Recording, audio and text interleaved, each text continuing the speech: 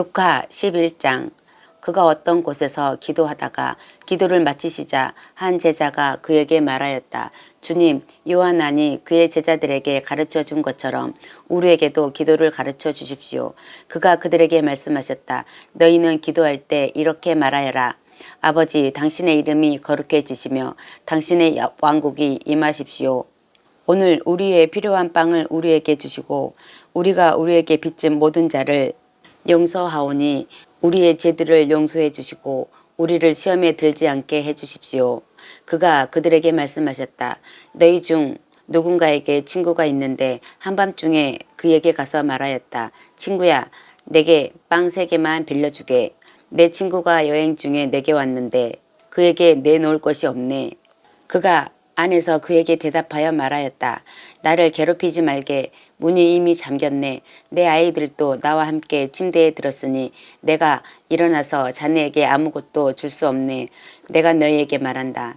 그가 그의 친구라는 것만으로는 일어나 그에게 주지 않았더라도 정녕 끈질긴 간청을 하면 일어나서 그가 필요한 것은 무엇이든지 주지 않겠느냐.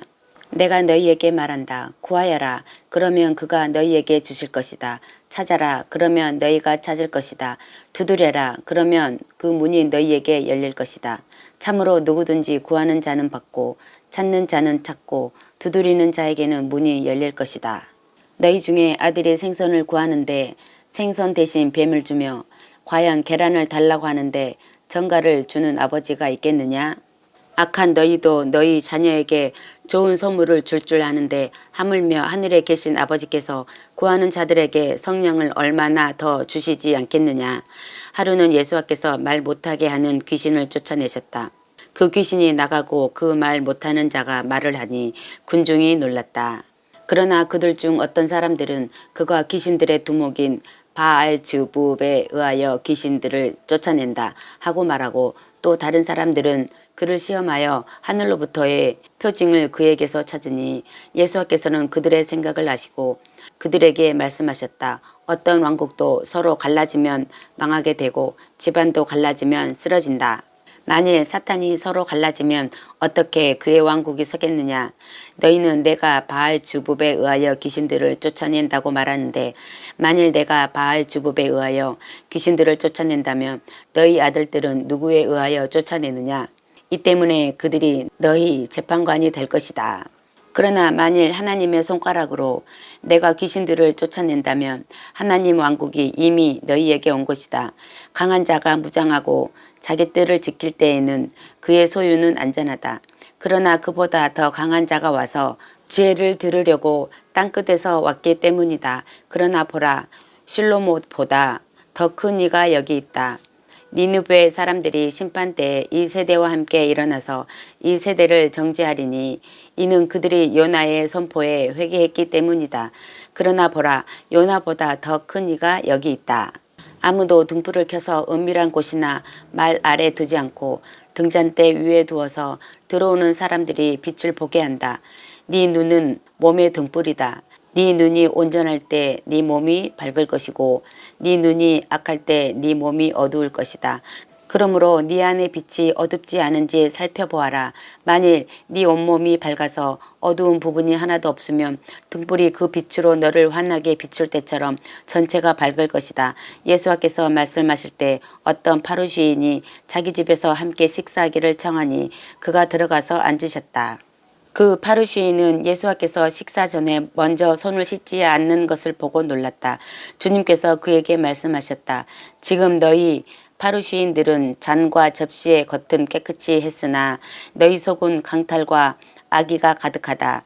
어리석은 자들아, 겉을 만드신 분이 속도 만들지 않으셨느냐. 오직 속에 있는 것으로 자선을 베풀어라. 그때 너희에게 있는 모든 것이 깨끗해질 것이다. 그러나 너희 파루시인들에게 화가 있을 것이다.